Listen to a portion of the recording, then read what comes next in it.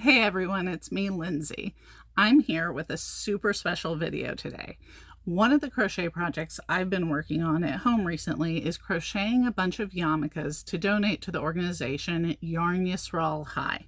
So I thought now would be the perfect time to make a video to unpack everything there is about crochet yarmulkes and kippahs, who wears them, why they're worn, the difference between cloth and knit and crochet yarmulkes, how to care for them, the interesting fact about the Hebrew word for crochet and knit yarmulkes, the types of yarn and hooks you should be using if you want to crochet or knit a yarmulke, the techniques you need to know if you want to crochet a kippah, how to make a kippah with a basic recipe that will let you make one in the perfect size every time. So we've got so much inspiration and information to unpack. I can't wait. Let's get started. So these head coverings that you've seen can be called yarmulkes or kippahs. You may wonder what the difference is. Well, it's just a difference in language. Kippah is the Hebrew term for this, and yarmulke is the Yiddish. So I'm going to use those terms throughout this video pretty much interchangeably. Now, most often you'll see Jewish men wearing yarmulkes. Sometimes there are some men who wear them all the time. There are some who only wear it at religious services. It's like anything to deal with a religion. You've got a wide spectrum of how people observe and how people use them. And one other thing I want to mention, because it's possible this question popped into your head while you were watching this. So you may have noticed that I don't wear a yarmulke, but I actually cover my head this way. So, yarmulkes are one type of head covering that Jews, typically Jewish men, wear because the yarmulke is a physical reminder that wherever you are, whatever you're doing, God's presence is above you, watching you. Now, traditionally in Judaism, women are held to more easily connect on a higher spiritual level. We don't need that physical reminder. I know men get all the good accessories. But also in traditional Judaism, a married woman covers her hair. So for men, it's a head covering.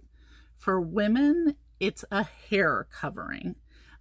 For men, the head covering will start as early as 3 years old. So when my son was 3, he got his first yarmulke. For women, the hair covering starts once they're married. Once again, like if you have a Jewish friend who does something a little different, it's all good. Like anything with religion, there's a spectrum of how people observe and how people practice. But if that's something that was a question that popped into your mind, I just wanted to take a minute to answer that. Is out there. So for this video, I wanted to talk a little bit about the different kinds you'll see and focus specifically on crocheted kippahs. So this is a yarmulke that actually used to belong to my son when he was little, and this is sewn from velvet fabric. No, I didn't make this. I know, it's a shame. I just went to the store and bought it, and they put this little applique with the Hebrew letter for his name on it. These are standard velvet yarmulkes. This is a sewn yarmulke made from fabric that we bulk ordered when my son was having his bar mitzvah, and we just wanted to have a whole stack for relatives who didn't have their own with them for services that day.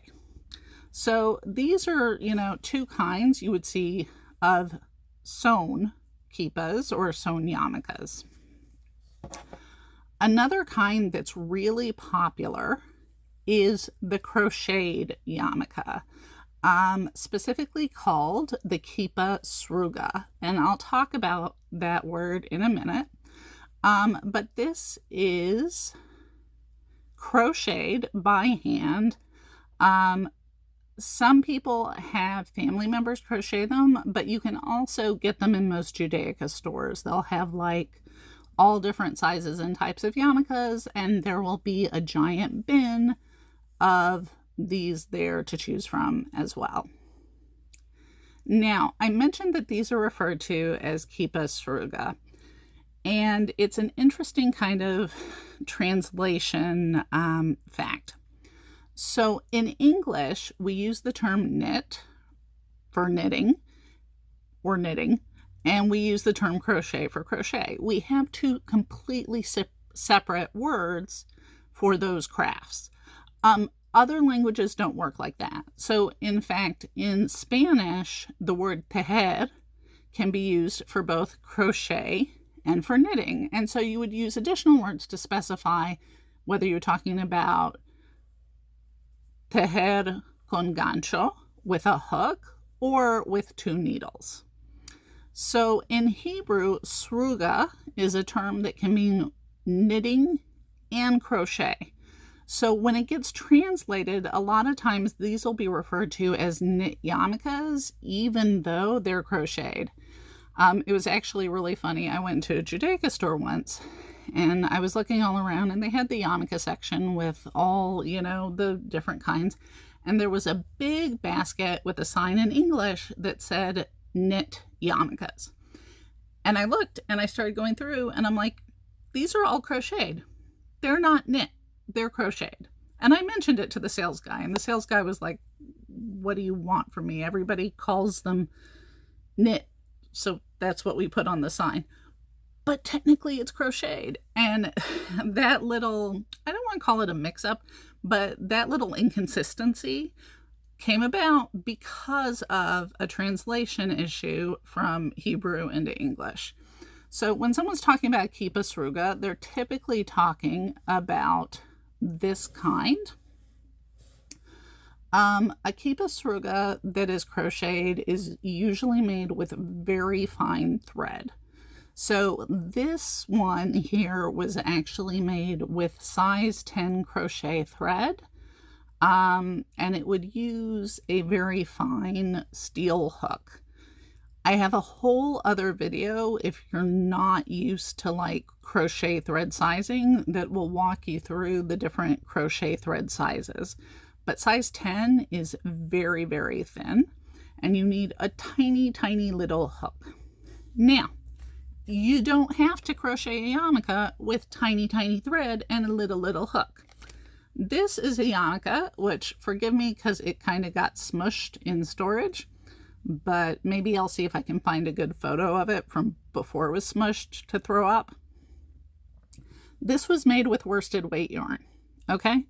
Worsted weight yarn, a nice regular size crochet hook. I don't remember if it was like an H or an I, maybe a J. Totally easy on the hands to work.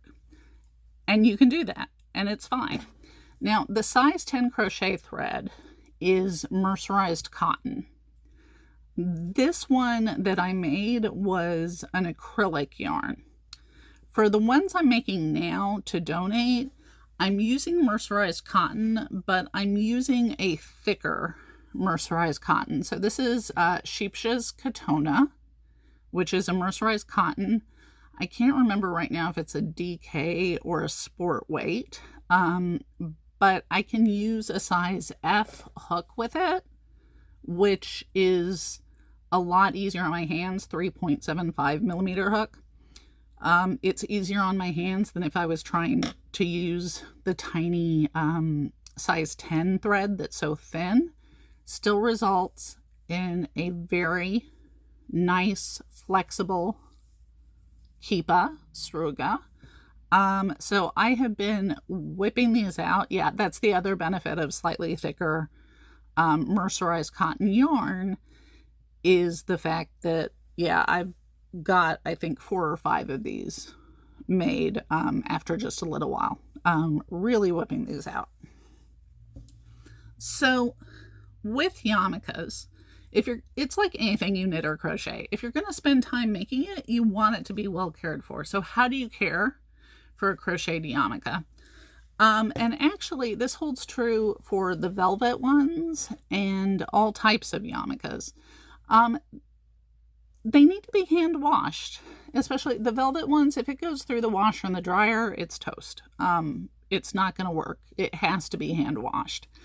The crochet ones could probably handle the washer and dryer a little better, especially if it's a machine washable yarn, but I still like to give them that extra hand wash touch.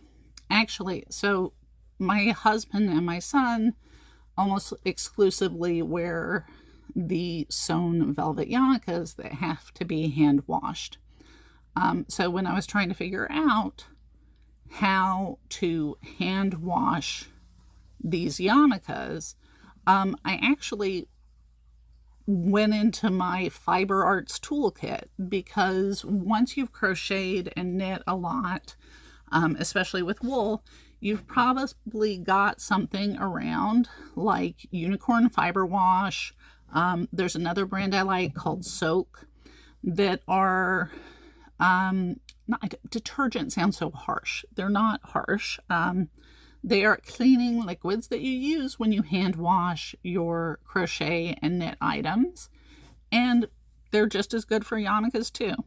I use them for the yarmulkes. I use them for my husband and my son's tallis with the strings, the sitzes that need to be hand washed. So that all goes in along with my crochet and knit stuff. Hand wash, gently squeeze out the extra liquid, shape it while it's still wet so that it's drying in the shape that it should have. So you want to crochet a yarmulke and you're like, I don't know how to do this. What techniques do I need to learn? So one of the great things about crocheting a yarmulke is it's actually super simple. You need to know the chain stitch.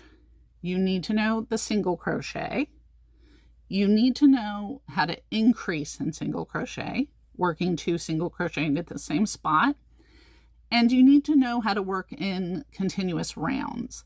If this is sounding familiar, these are a lot of the skills that are used during amigurumi. So if you've ever made a stuffed crocheted animal, you are totally good to go when it comes to crocheting a yarmulke. Now, you probably noticed that these have some color work involved. For this one that I made, I was just doing stripes. So knowing how to change color at the end of a round is super helpful. And I can talk about some of the tips for that in just a minute. If you're going to have more intricate color work where you've got multiple colors on the same round, the technique you want to look up for that is tapestry crochet. Tapestry crochet is all about using multiple colors in the same round, switching colors back and forth, and working over the unused color. And that's what you would use if you wanted to have a really intricate decorative border. So if you know how to work continuous rounds and you want to make stripes, what you're going to do is when you finish in one color, you're going to join with a slip stitch and then chain 1 to start with the next color. You're still going to get a little bit of this color jog when you change colors. Most of the crochet yarmulkes that I see in stores have that. They're not doing anything fancy to, make that little color jog disappear. It's just part of something being handmade. However, I do know some people who have some great techniques if that bothers you. So in the blog post for this video, I'm going to throw up some links to some tutorials on how to avoid color jogs when you're changing colors in the round.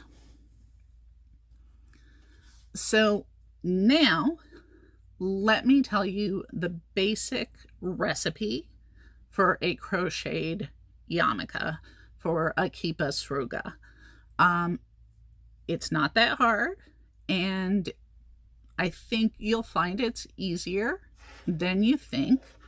I'm going to switch views to show you my hands and show you what's going on round by round in these yarmulkes.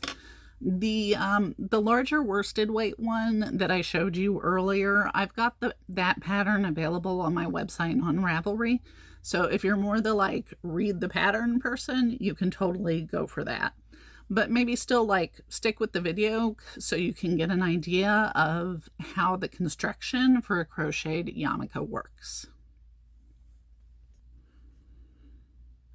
So let's talk about the construction of a yarmulke and kind of your basic recipe for crocheting a yarmulke.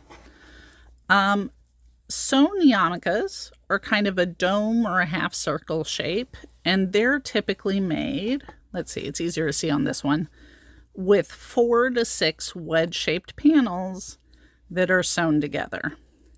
Now, to get this sort of shape in crochet, we're going to use single crochets in the round. And actually, a typical Kippah Sruga is a lot flatter. It doesn't dome up quite as much. Now, the way these are constructed is you start in the center with a few stitches, and you go around and around and around, adding increases to keep it like a flat circle. Then, once it's a little short of the total diameter you want, you work even, working 1 stitch in each stitch, and that gives it this kind of lip that helps to cup the head. So you can see that really well on this one.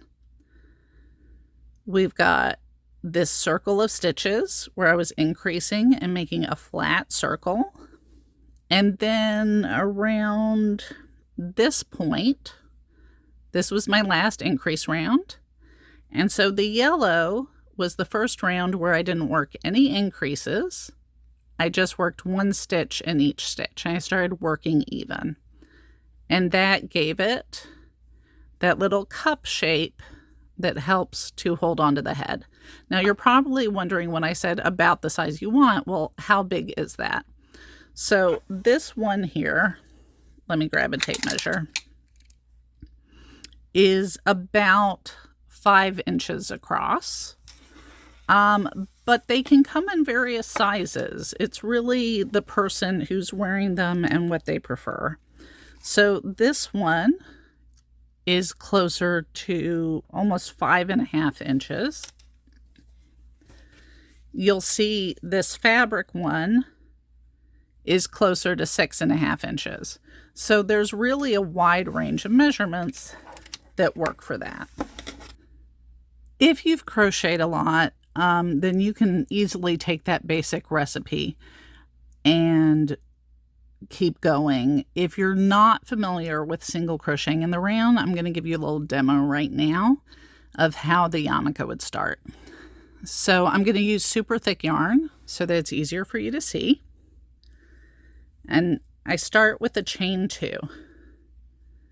Once you're comfortable with this, you can start with a magic ring instead. I have a video that'll show you how to do a magic ring start. But for this one, I'm just going to chain 2, and I'm going to start by working 6 single crochet in the second chain from the hook. So I'm going to go in there and I'm going to do 1 single crochet, in, pull up a loop, wrap and draw through 2 for my second single crochet, and my yarn's getting stuck. There we go. 3 single crochet, 4 single crochet, and you can see it's starting to like wrap around. 5 single crochet and 6 single crochet. Now this has made a huge gap, so I'm going to pull the tail to cinch it up so that my last single crochet here is very close to my first single crochet here.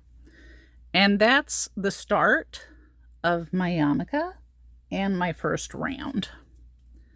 So for my second round, I'm going to work 2 single crochet into each of these stitches around. And I'm going to use a stitch marker to keep track of the first stitch of the round. You'll see why. So I'm going to go into that first single crochet, make 1, mark it because it's the first one, and make a second single crochet in the same stitch. Now I'm going to go into the next one and make 2 in the same spot. The next one gets 2 single crochet for an increase. The next one gets 2 single crochet for an increase. This one gets 2 single crochet for an increase. That was the first one, so now I need to make a second. And now 3, oh wait, not 3 and 4, that's actually the last one, so this is technically stitches 11 and 12. 2 single crochet in the last stitch. I know I'm at the last stitch because my stitch marker is here in the first one I made. So now that I've worked 2 single crochet in each stitch around, I should have 12.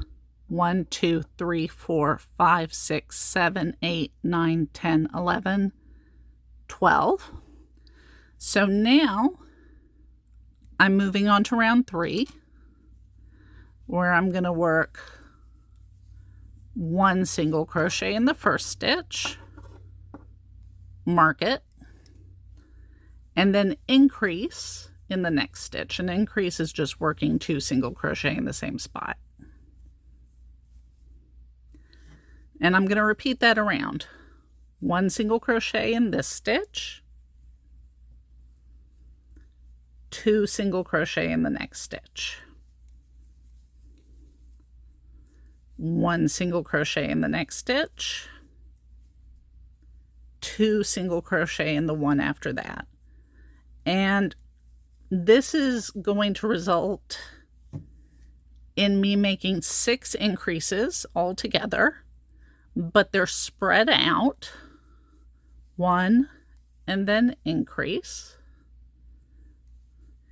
And that's what helps to build the circle. 1 increase, 1 increase. And now I'm back to the start. This little bit from the beginning keeps sticking out. I'm not worried about that because when I weave in my tail, that'll be gone. So that was round 3. Round 4, I'm going to work 2 single crochet before I make an increase. So single crochet in the first one, stitch marker back in, single crochet in the second, and now in the third stitch I'm going to put the increase. 1 and 2. So now single crochet in 2, 1 and 1, 1 and 1, and now in the third stitch I put the increase. 1, 2. And this is my repeat for this round. And this is the basic idea for how you make a crocheted circle and keep it flat. You're increasing by 1 stitch between your increases every time. So 1, 2, increase is this round, which means on my next round it'll be 1, 2, 3 increase. And on the round after that it'll be 1, 2, 3, 4 increase. And you're just following that sequence, that pattern, until the circle is almost the size you want. Let's say just like an inch or an inch and a quarter short. You can get your tape measure. You can have someone try it on. And if it's about at the point where it needs to start cupping the head or a little sooner, then it's time to start working even. And working even, I'll show you for the next round what working even is. It's 1 stitch in each stitch.